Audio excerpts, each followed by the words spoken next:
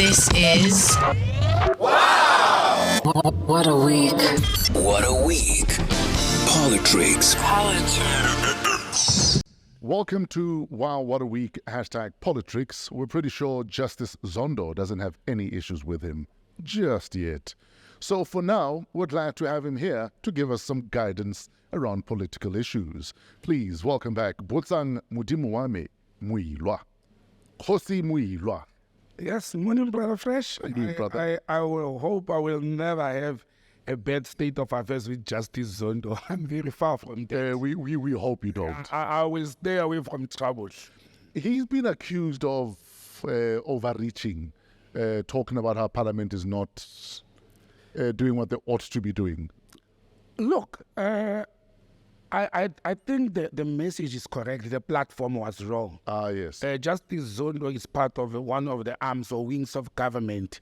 He should have actually used his office to write to the executive authority or to the Speaker of the National Assembly and say, since I've completed the report, I haven't seen any action of the recommendations of the report.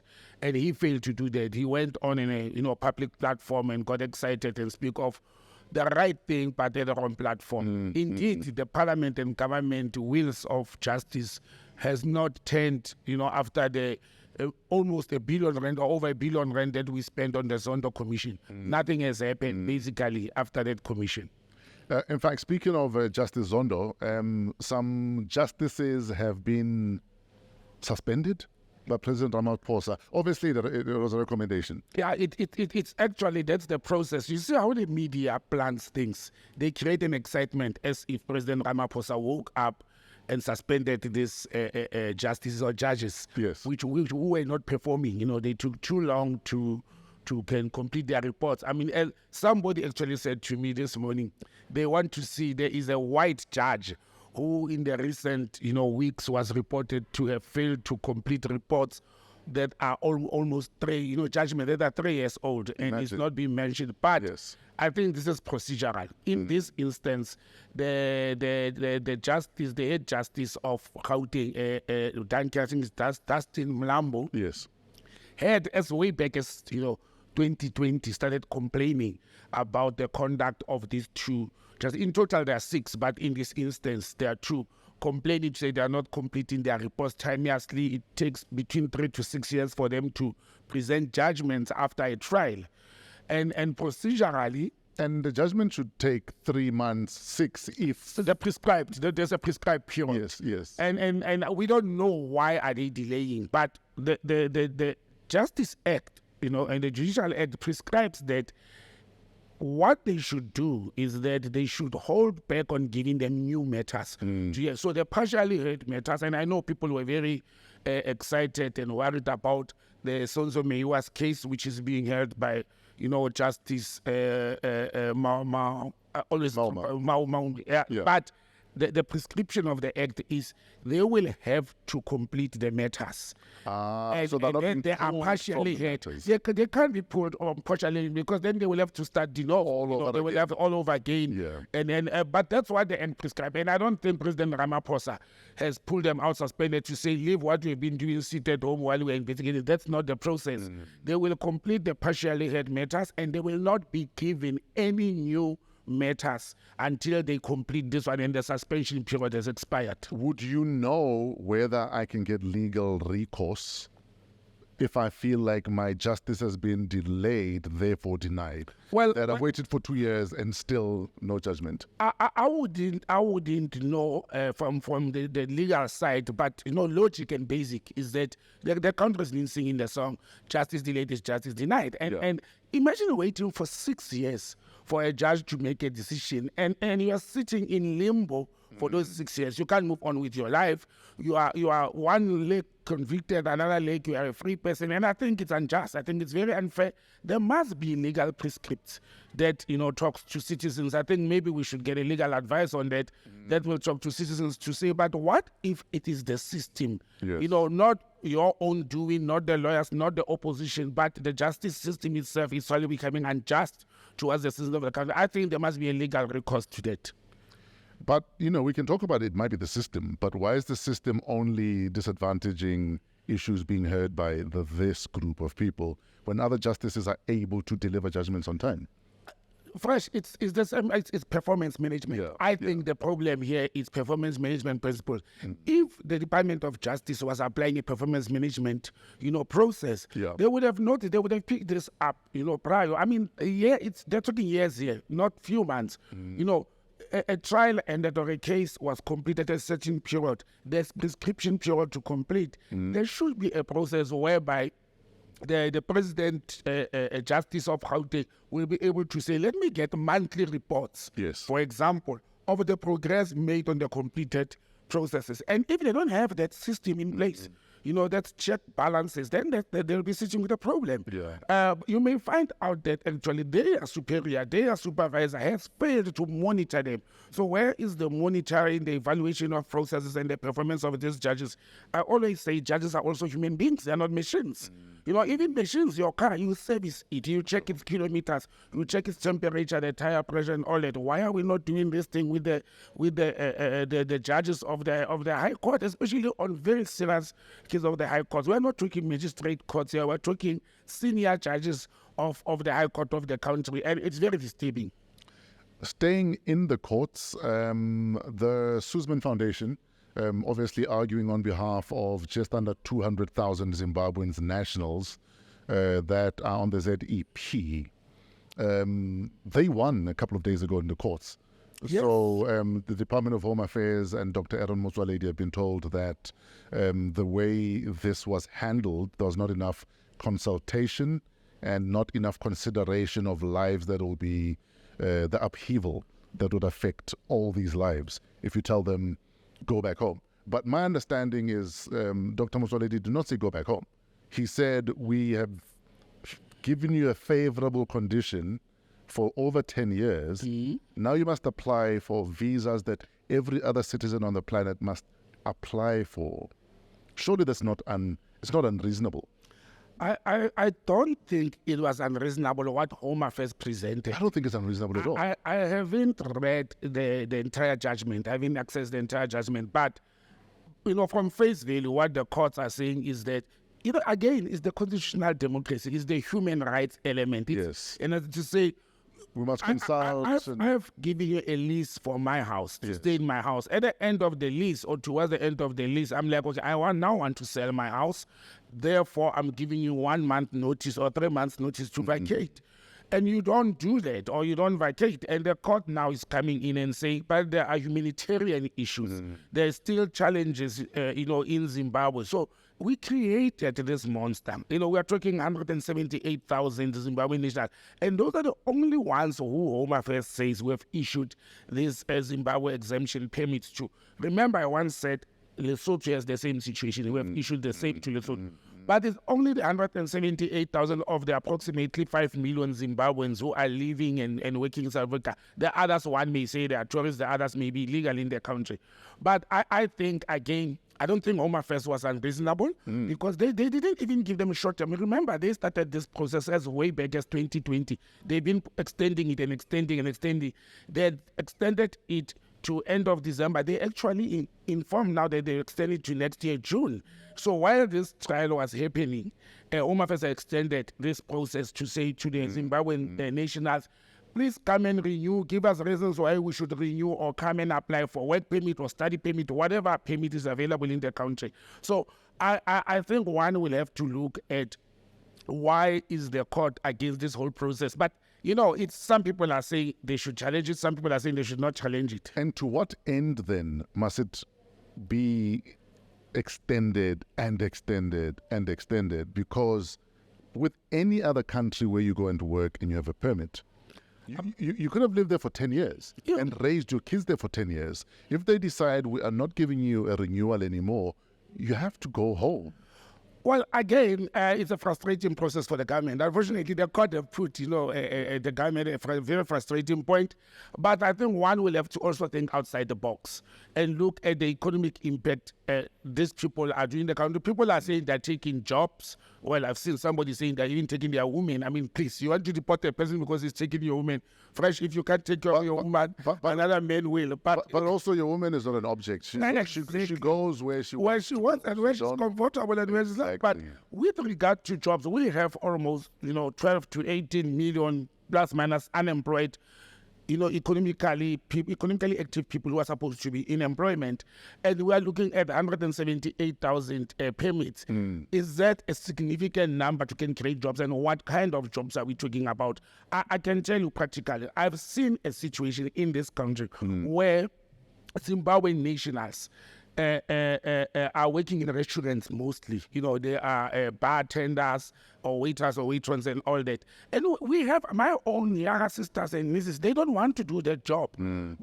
But again, that's where the labor law comes in, because our kids and our youngsters will want this organization, these employers to follow the law, to pay them, the minimum salary. While these people who are desperate from a neighboring country, they will sometimes work shifts without even a pay. They depend on tips and all that. So it's a catch-22 situation, whether they are taking jobs or not. But South Africa has an influx of foreigners. South Africa has an influx of, we are actually putting money, and this is, my very clear conscience opinion. We are spending money in dealing with people who are legal in this country. We legalized them. We created that process. Instead of using those resources to fight and take out those who are illegal in this country. Because people who are legal, chances of somebody who has a permit and we know where that person lives and so forth, chances of them committing a crime are a little bit lower, far lower, if not a little, than somebody who is here illegally. So you can track this person, monitor their life. But again, it's our constitutional democracy. It's us being a big brother at some stage in the subcontinent, and it has catched up with us. And our courts have over and over demonstrated that it is not a question of national interest, it's a question of humanity that they will raise above the national interest. In fact, one of the arguments was that things are better back home, so surely they can go back home. I think that was argued in court. Yes. But, just recently there was new legislation that says you can't speak ill of the government. So there's no way things are better that side. I personally think things are not better, but I think things are worse, economically and politically. I'll tell you, I was speaking to an Uber driver just 2 days ago because I needed to go get my car from service. And he's Zimbabwean. And he was telling me that he would rather risk xenophobia and a lynching here than go back home. And then last night I went into some restaurant that a friend owns, and most of the staff members there, actually they end up buying me a drink. Most are Zimbabweans. They end up buying me a drink to say, hey, brother, thank you. Because I kept on advising them to say, you know what, if the government says go and apply, don't resist. Go apply. Go apply. Go and do your part. Yes. And so yesterday they were celebrating and happy to say, oh, the court ruled on our favor. And I could see the happiness, and the relief on these people's eyes who were saying, there is no change in Zimbabwe. The situation is worse. Very, draconian laws are being passed at the moment. Right now, yes. Understand? And the elections are coming. And we know when there's elections in Zimbabwe, what happens during that period. Elections for presidential elections are due in August in Zim. And we are seeing how the ZANU-led government is coming with worse draconian laws. One of the former minister in President Mugabe's cabinet, who's exiled in South Africa, is contesting. Is that Tyson? Tyson, yes. Yeah. The guy they call Tyson is contesting. But again, I was thinking of Tyson and his followers to say, how is he going to contest elections from exile when Zimbabwe has a rule or regulation that says you can't vote while you are outside the country? You must come home in order to vote. But he's also sitting with 2 warrants of arrests in Zimbabwe. So if he goes there to go and contest, he is under the illusion that those warrants of arrest have expired or they've been scrapped off. But I've read an article written by a Zimbabwean parliamentary legal expert. He's in parliament. They say, no. They could never be scrapped off when the respondent was not there. He should come in and contest and challenge. But we know once he gets into Zim, he'll be locked up in prison. So, I mean, there's millions of Zimbabweans who want change in their country. They are in South Africa and in other countries like Botswana, neighboring. And the numbers people are saying it's over 10 million Zimbabweans are living outside Zimbabwe. Imagine 10 million votes. What can they do to tip the scale of the presidential elections?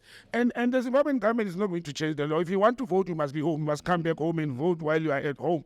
If you are outside, they're not going to make that provision because it's a different situation. South Africa allows South African expatriates in other countries to vote at South African missions abroad, as an example, depending what are you doing abroad. But with this Zimbabwean government says, there's no reason you are not in the country. Come back home, bring your assets and your families back home and come and rebuild the country and vote. Yeah. Maybe the Zimbabwean government, but in my opinion, the situation is not conducive for the Zimbabweans who can go back home.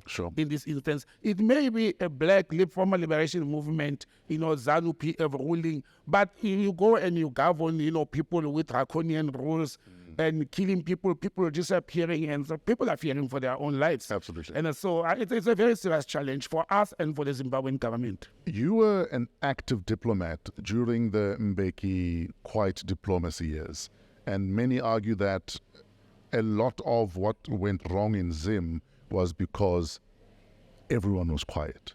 What were you thinking at the time as you were seeing this quiet diplomacy happen? You see, I was conflicted. I have my own political background and the love for President Mugabe in Zimbabwe, and I was a diplomat who is not the ANC member, so I was very conflicted.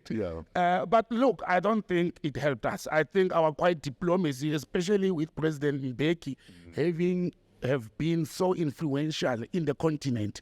He dealt with various conflicts and tough issues, and to be silent on the situation in Zimbabwe. And at that stage, actually, at some stage, we were even the chair of SADC under President Mbeki.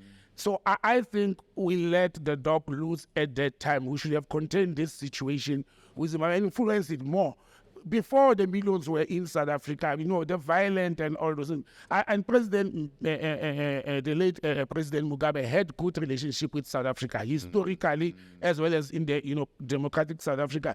I think they should have intensified the engagement. We would recall that Botswana tried to have a, iron fist deal with President Mugabe. It was President Khama, yes, the only SADC leader that has pretty much stood up and said no Zim, no Mugabe. And you could see that Botswana influence in there was very minimal, was very little.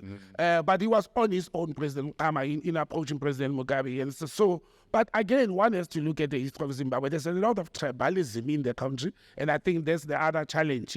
That issue of the Shona and Ndebele tribalism, it's part of the problem. But again, despite the Western sanctions to Zimbabwe, that worsened the economic problem in Zimbabwe, despite that, Zimbabwe has been having its own problems with the gold mafia stories coming out. ZANU PF holding on to and clinging on to power, forever. People being mad. Those are some of the challenges that led Zimbabwe to where it is. But to be fair and honest, I think South Africa should have handled the situation better under President Mbeki. Let's stay within SADC and go to Lesotho. So we had the case of the Zamazama illegal miners in Velkom. 31 of them died, I think, in an explosion. Sad story. And Foreign Minister Mpotshwane of Lesotho apologized, saying economic conditions in Lesotho are leading to a lot of men leaving Lesotho to come this side to mine illegally. And he apologized. At a diplomatic level, you hardly ever see anyone apologizing for their citizens going to another country to do anything, whether it's positive or negative.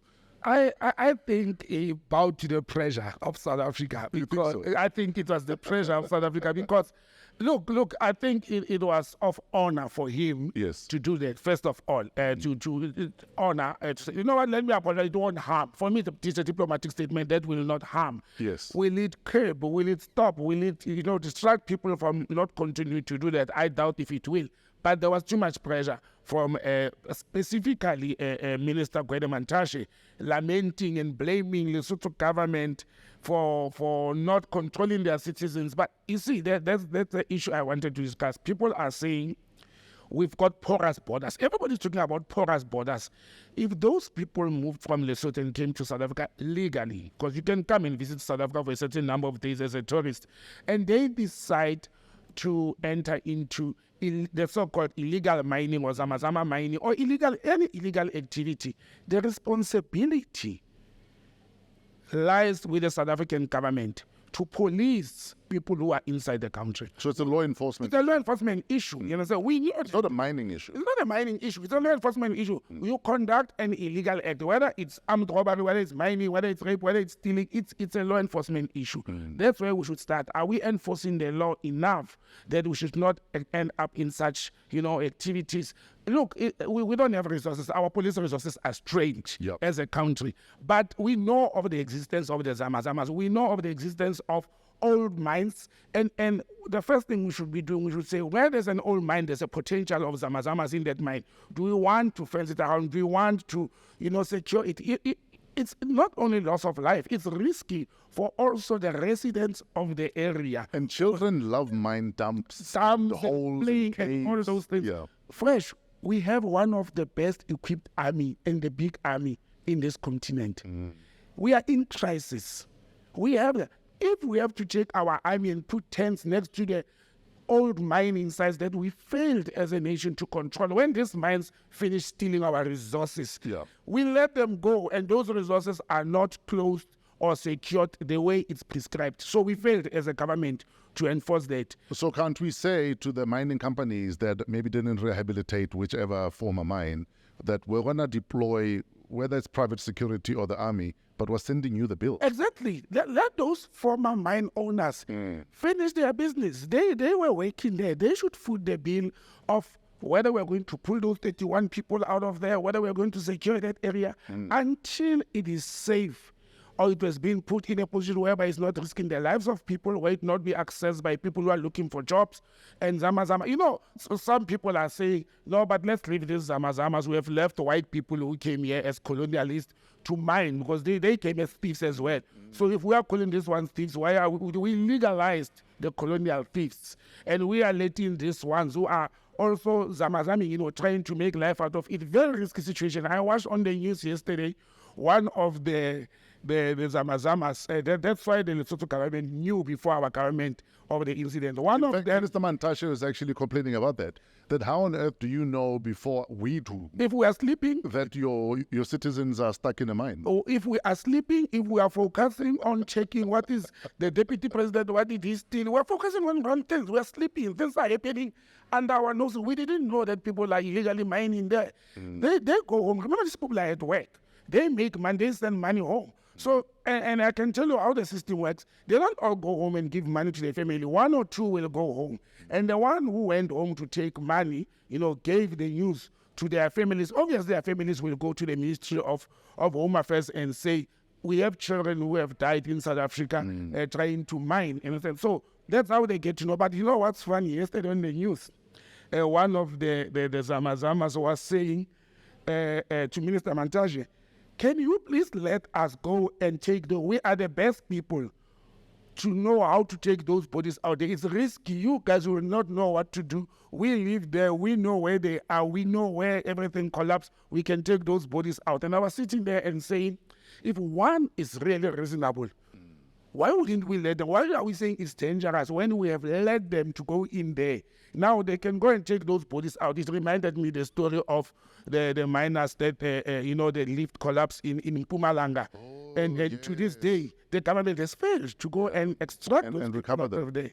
So if we really think it's too risky, let's let the experts, because these guys have turned into experts, in doing this thing. 31 bodies, it's a lot. There's a lot of, human life that was lost there.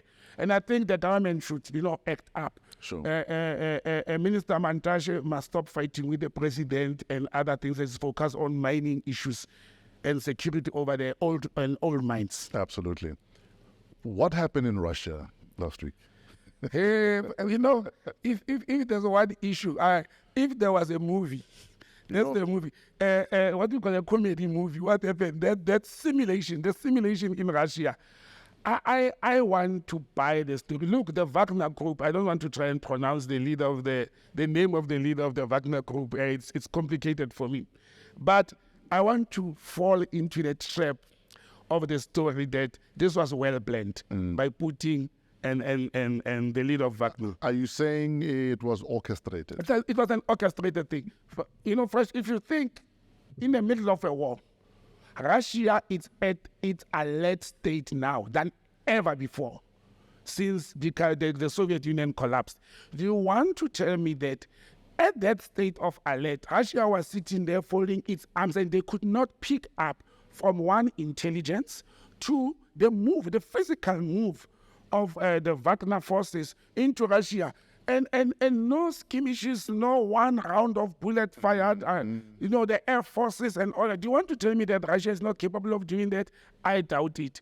But also, there has been a historical relationship between the leader of Wagner forces and President Putin. There has been, there's rumors that he's funding them. It is, private army on their side and all that. I think they played them. I want to buy the story that they played the Americans and the West, to say to them, let us have this simulation and to go and check what the West will be doing. And the minute this one started withdrawing and saying, peace, we are going back to our camps, Russia was busy firing missiles into Ukraine. So it actually diverted the attention of the whole job. But it also, I think, Putin was testing the influence of the West in insurgent groups around Russia and the Russian people, because there are people who believe that there's a rebellion in Russia, there's a suppression in Russia, and I think he was testing that to see, let me see who can I trust and who can I not trust there. Sure.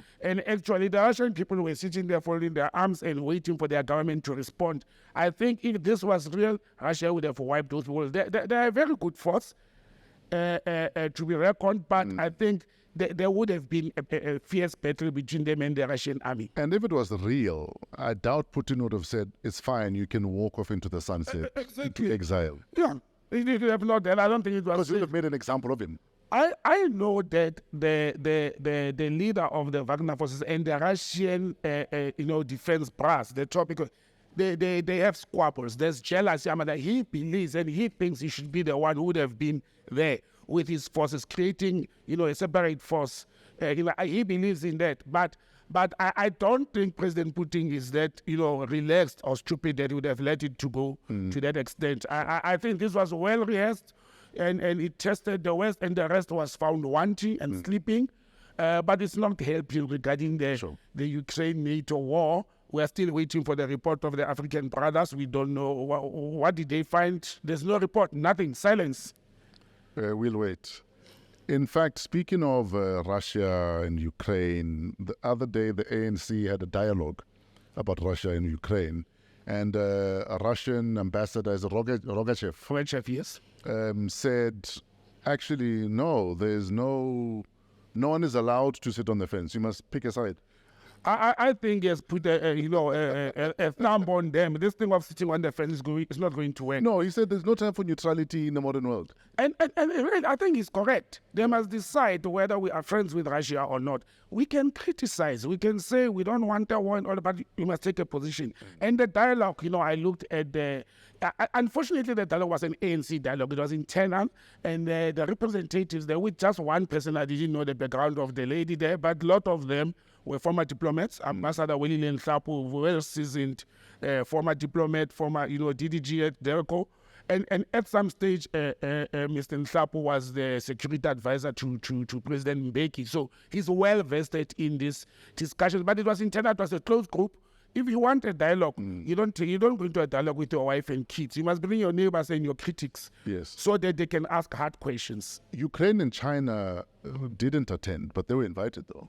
Yes, but I think the Chinese are taking a very clear stand on how this should be handled. But Ukraine is angry now. After the 6 African leaders visited, Ukraine is very angry with South Africa. The Ukrainian ambassador is very upset with South Africa.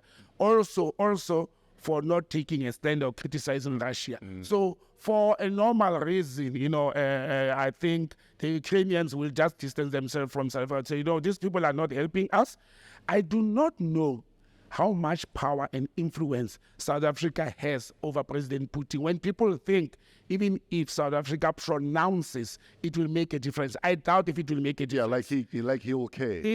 I don't think it will make. There are people that President Putin will listen to more than South Africa. One, if you look at Turkey, if you look at Belarus, if you look at China and other powerful countries that not power only by size, but because of the relations, military relations he has with them.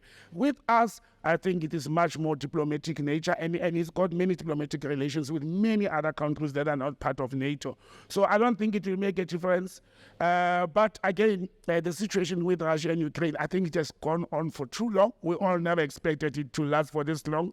And the diplomatic dialogue is not working. So we are going to depend on Ukraine and Russia to decide. These people are former siblings. They are former fellow countrymen. Yeah. And it's going to take Ukrainians and Russians to sit down and say, where are we stopping this? They must exclude, the West must get out of it.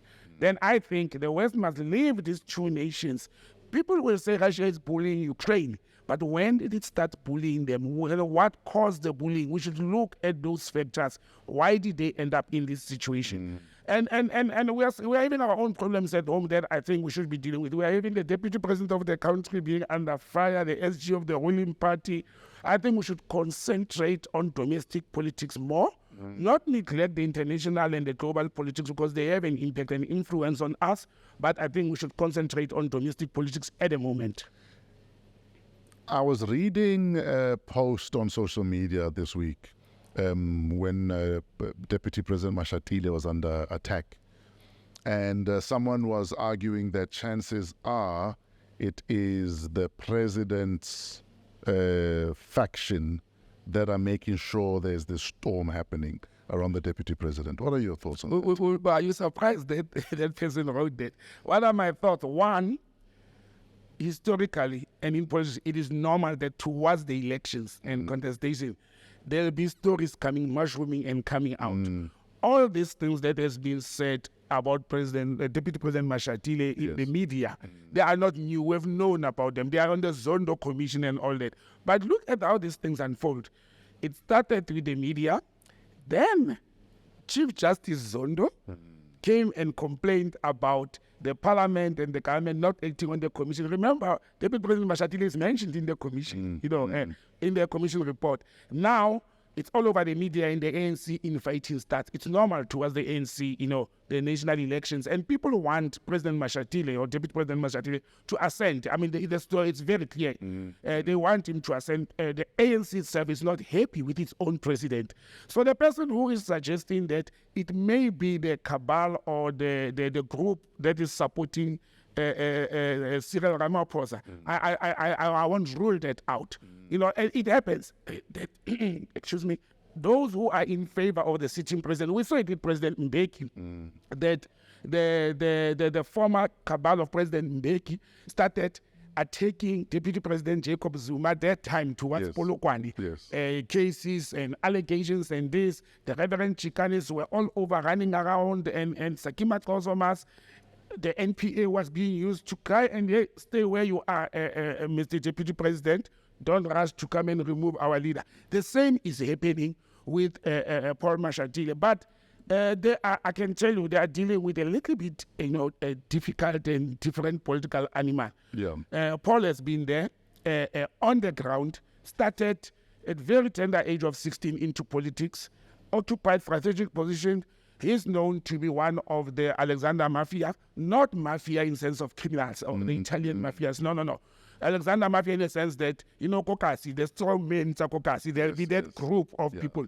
And he has used that group. I actually think some people think he is the head of the Alexander Mafia. I don't think he's the most powerful man. I think the strategic person in the Alexander gang, it is actually the elder Maile.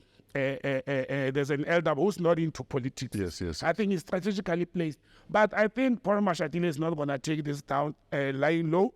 Firstly, politically, the Deputy President's office has issued a statement to deny everything that has been said. It is worrisome as well that the Secretary General of the ANC also mentioned something towards that. So I was sitting there asking myself, is Fikile Mbalula talking as the SG siding with President Ramaphosa or the position of the ANC? Because should there be a charge or a case opened, or then deputy president must step down or must face the Reverend Chikane Commission inside the ANC. Oh, he's the new... Yes, he's the new chairperson now of the Integrity Committee. Yes. So the next few weeks is going to be very interesting, that Parliament is being put under pressure by Chief Justice Zondo to action the commission report. The media, the opposition, and the one cabal in the ANC, they are putting very pressure to say, but this guy is tainted. This Deputy President Mashatile is tainted. Can he face the music? What are they going to do? They're going to use state resources. People always talk about abuse of state, entities to fight political battles. We're going to see that coming out. We're going to see the ANC Integrity Committee also working very hard. And it also depends who is heading the Integrity Committee, who are the members of the Integrity Committee, what is their relationship with Paul Mashatile. But it's going to be a fierce battle. I can tell you, he's got the ground. He has worked the ground. The other challenge that the other group in AC have is that Paul Mashatile is not liked by the so-called white capital. They don't see him as a replacement to, the white capital like President Ramaphosa. They've actually pumped billions into his campaign. Mashatile does not have that muscle of billions like President Ramaphosa do, but he's got the ground. He's got the ANC on the ground, and he's a bit younger. That works to his advantage, like all this now. He's a bit younger. So it's going to be actually a battle of real politics and not money in this instance. Sure. Because it's going to work the ground, the branches, and people are talking of a change to say, can the new, breed comes in and lead the ANC and lead the country? But ask yourself, why now? He has already won to become the deputy president. Yeah. So there's no ANC elective conference coming. It's the national elections coming. What is this saying to us? It's a sign that there are people inside the ANC who are saying when the national elections come, President Ramaphosa must not stand those elections, but it must be the deputy president. I think the push is going that direction.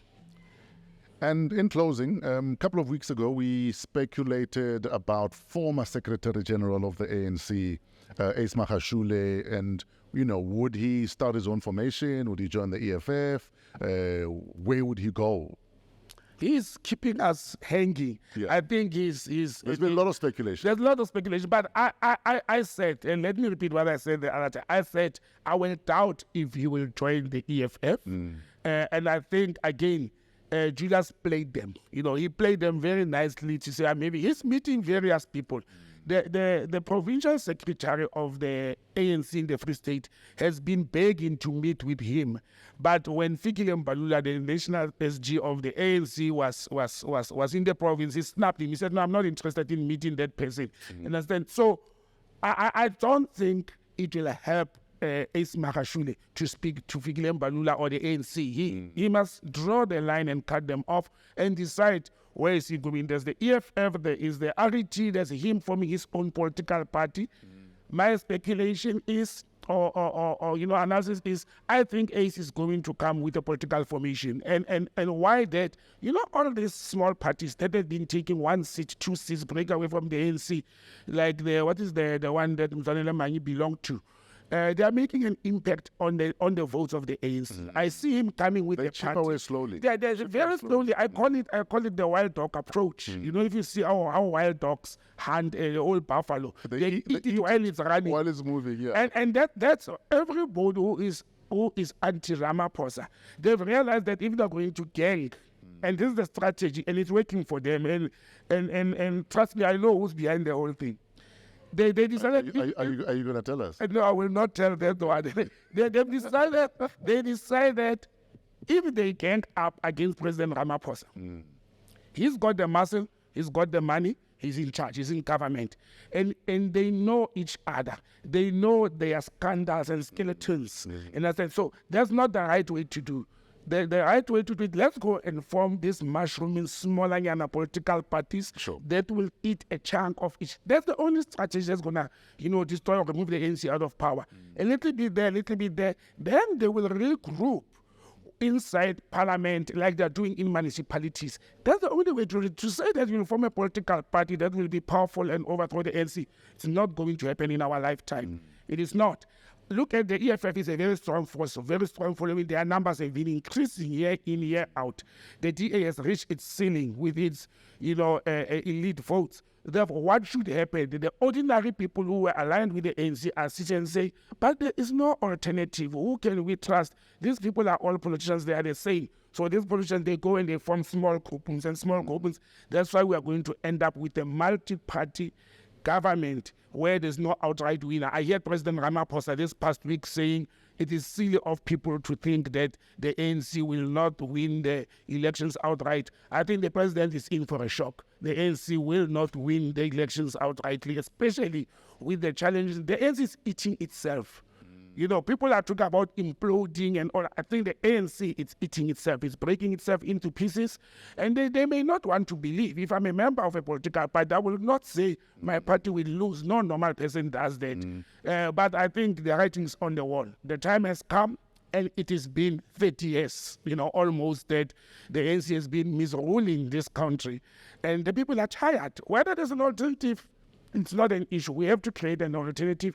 An alternative, it comes differently in South Africa. Pieces and pieces. It has happened in other countries. You look at the MDC led by Chamisa in Zimbabwe. Now Tyson is coming with a little ZANU on the side. It has happened in Ghana and everywhere in Kenya. The ruling party, the former liberation movement, they get tumbled, and new political parties, they grow. Sure. Over time. It's not a once-off thing. Nobody will be an outright winner, but it's over time. It's just that we have very selfish politicians in South Africa. With all these political parties, imagine if they can say, towards the election, let's go with one vote. Let's go with one voice. Then the ANC will disappear, but everybody wants to be a leader. I was going to say the problem is everyone sees themselves, fancies themselves as the president. So yeah, that's the challenge. I mean, cope. Unless they roll the dice. There's always a solution. In politics, the dice will not work. Money works in politics. Rolling the dice is not going to work. I mean, look at COPE. Yeah. To this day, COPE is still fighting internal fights. And that's the only thing that destroyed COPE. Despite that, at some stage, Julius Malema said ANC had a budget to destroy COPE. That phase came in, it was gone. They became their own worst enemy. They became their own worst enemies. And it's a clear sign that if people form political parties to be leaders and to be relevant in the politics, they will not win. Sure. It will give the ANC more power and a longer power that South Africans are saying they are tired. But again, as I was driving to the studio this morning, I was thinking, do South Africans really want ANC out? Because there was a discussion on one of the radio stations about is President or Deputy President Mashatile a person with, integrity as well as ethics. And South Africans, one of the political analysts was saying South Africans need an ethical leader to can lead them. I don't think so, Fresh. I don't think South Africans need ethical leaders because South Africans have been complaining about the corruption, the unethical conduct of ANC leaders. And they've been then voting them into power year after year. So which ethical leaders? I think South African voters are happy with the ANC. They regard them as ethical. They are happy with what the ANC has delivered. That's why they are voting them into power. The only time you will not bring a person back into a position is when you are not happy with that person. Then you won't bring that person back. The fact that they bring them back, the argument that because there's no alternative, I doubt there's the argument. Because when you are in a battlefield, the person who was your enemy, if he's fighting, the ANC will become your friend just to remove this big elephant in front of us. But people are not doing that. They're not taking their vote somewhere. They keep on taking it to the ANC. 12 million, 11 million voters, the last elections. Let's see how it comes next time. But I think South Africans are happy with the ANC. Unless come 2024 elections, South Africans must not vote the ANC. Then I will say, no, they were not happy. But boycotting elections, this is something also that our people must know. Boycotting elections actually gives ANC more power. Yes. Not, if you behave like me and you don't vote, you're not helping the situation. Yes. I don't vote. I don't believe in elections. I don't believe this system works. Totally not. I think it's flawed. It's controlled by those in power. But you also agree that you're disadvantaging... Yeah, we're disadvantaging the other parties. How many Botsangs are there sitting and saying, we are millions. Yeah. But trust me, if they can make an app on the phone or on my TV to vote, I don't want to wake up on a Saturday morning and go and queue and vote for a party, for a person. No. Do it on an app. I can do it from the comfort of my bed. The youth, we spoke about it.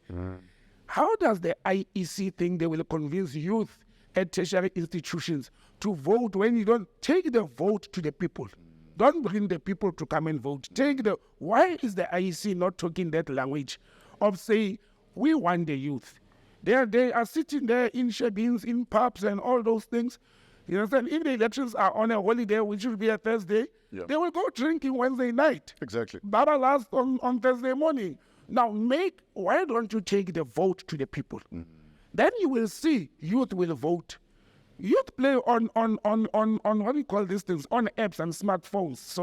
So I think, I know it will not happen now. The time is very short to have electronic voting system at the moment. But I think the country, Deputy President Mashatile is in charge of government business. He must start talking about how to win the youth back. Create an IEC election app. Simple as that. Sure.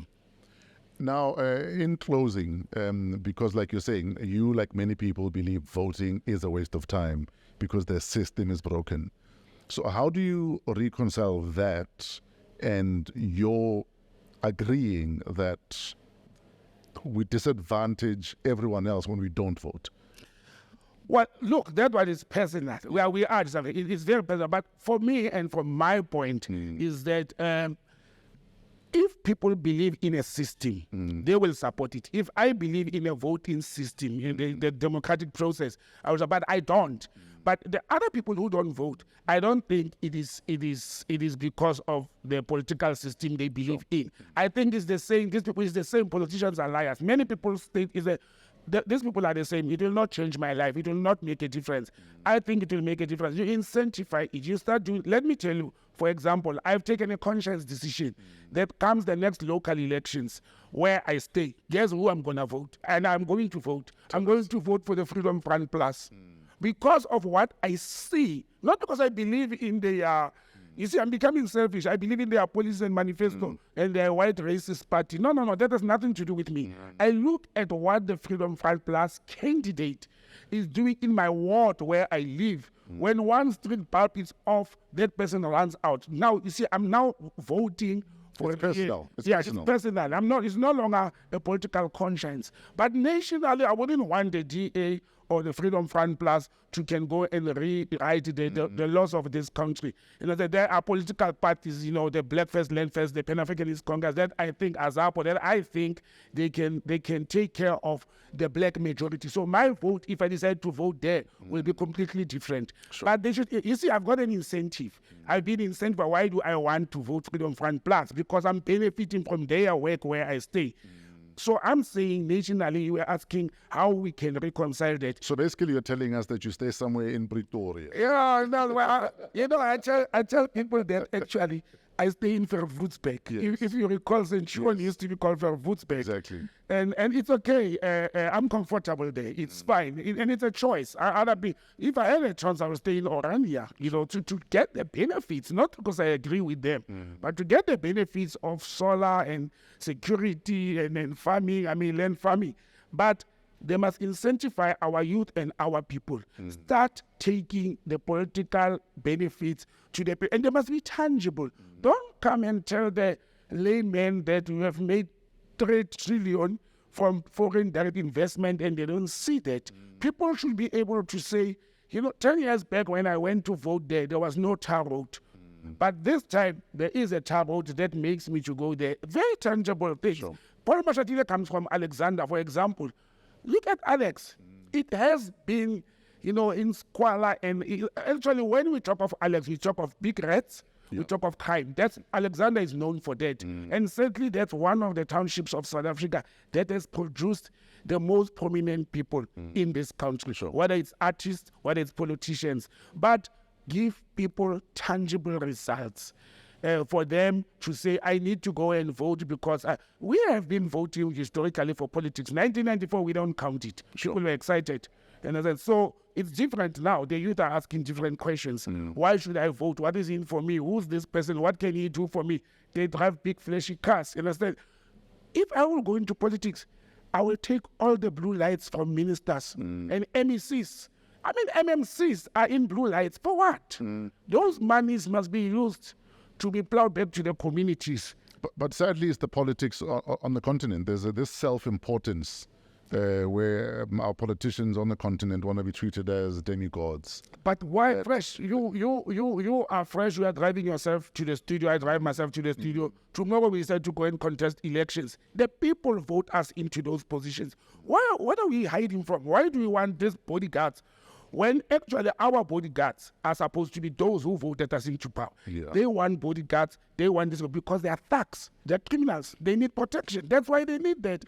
If I live in a township and the people of that town has voted me into a mayor or a councillor in that township, I would not need bodyguards because the people have placed me there. And you would live with them. I will live with them instead of staying in Centurion while I'm contesting elections at Olive and Old Port Township. It's not right. And the people must wake up, not the government this time. The people must wake up and say, our community leaders must come and live with us. You know, I was involved in some ANC matter last week with the conference that was supposed to happen in the Northwest, the regional conference that was postponed. And one of the people that I'm rooting for own reasons, and who knows my influence in the Northwest, said, but hey, that community is giving me problems, and I hear you've got influence. Can you talk to the community leaders? I said, sharp, I will do it. As I was doing it, you know what the people said? The chiefs, and they're like, that man of yours is living in Gauteng. He's not staying here. Yes, we know him. He's our child. He grew up here. But he knows nothing about us. He's staying in Gauteng. That was one of the laments. And so I went back to this guy. Luckily, the conference was postponed. So I'm doing a lot of political work on the sides, not only in the studio. Botsang, I think we're done. We've said more than 20 mouthfuls. Thank you, Fresh. Thank you very much. Where do we find you on social media? botsangm@gmail.com. Sure. At Botsang M in Twitter, as well as Botsang Moiloa on Facebook. All things being equal, next week we'll be doing part 2 of Up Close and Personal with Botsang. If you have any questions for Botsang, you can actually email waw@africapodcastnetwork.com, or you can actually put them at the bottom of the comments on this broadcast. And let's get up close and personal with Botsang part 2, all things being equal, next week. Thanks, my brother, and thanks to the viewers. Thank you, Botsang, and shout out to every single one of you that bothers to tune in. Don't forget to subscribe. Hit the subscribe button, hit the like button, and tell everyone around you about us. Shout out to AMP Studio, Africa Podcast Network, Pezulu works for the cinematography, our imaging specialist, Otis the Floor Fraser, and our guest, Botsang Modimowame Moiloa. And lastly, shout out to our creative director, Kuvesh Mohan, and show producer, Kelezo Mutisakeng. Have a WAW PoliTricks week in spite of yourselves.